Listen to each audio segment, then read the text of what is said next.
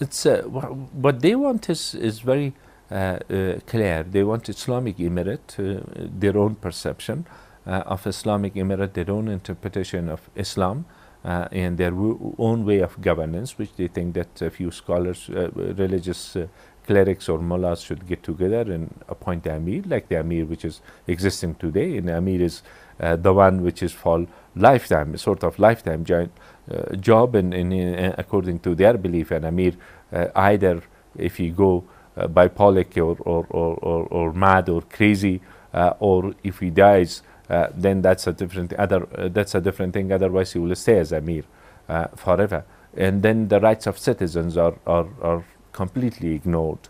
And what they want, they showed it to us earlier, and they are struggling to achieve it once again. And they are hopeful that after the withdrawal of the foreign troops, they can achieve it. And then the support that they are receiving, even today, from Pakistan is helping them to be more hopeful. So it's not like Taliban fighting in order to be part of a political system or have a power sharing in a political system, because the system that they want is very different. It's a system which allows the terrorists to be part of that, in the main part of that, in the driving force for that, under one name that they are Taliban or they are part of the Islamic Emirate from all over the world. And their agenda is more than Afghanistan. Their base of support is outside Afghanistan. Their territory that they want to influence is beyond Afghanistan. So within Afghanistan, it's imposition of anachronistic system under the name of Islam, by degrading the citizens to subhuman level, especially women, while outside Afghanistan they are harboring terrorists from all over the world in order to pursue their goals. And unfortunately, then it's combined with that is the issue of drug smuggling and narcotics and ransacking and kidnapping and many sort of illegal extortion system, which is now combined. So criminality and organized crime plus an ideology which has its roots somewhere else and its branches elsewhere.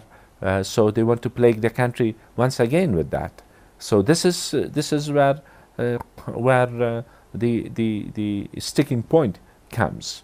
Had it been like a struggle in order to gain power, so through negotiations, power sharing, that could have happened, provided there would have been a sort of common understanding on the basic principles of statehood. That's not there. That's missing in their platform as well as their ideology. So they're not interested in democracy? Absolutely not. Do Afghans want democracy? Do Afghans want democracy? If you ask them outright question, they will say no. And the reason for that is that for them, the era is the era of democracy. And democracy for them means corruption, lawlessness, and so on and so forth, and many things else which comes with it. But at the same time, if you ask them that do you want good governance, they will say yes. Do you want the rule of law? They will say yes. Do you want people's participation, citizens' rights, and elections, free and fair elections? The answer from the people, from the ordinary people, to all of this will be yes, the absolute majority. So sometimes that simple, superficial term gives a different perception. I will say yes. It's only because of that, because that there was one person, one vote envisaged in the Bonn Agreement that we agreed on in Bonn. Otherwise, we couldn't have a start for the process. But our failures to deliver, failures of the system or the current leadership to deliver to the people, this has disappointed them, and sometimes the blame will come on the system, and then the people's perception about democracy will be all that they see rather than all that it could happen to them.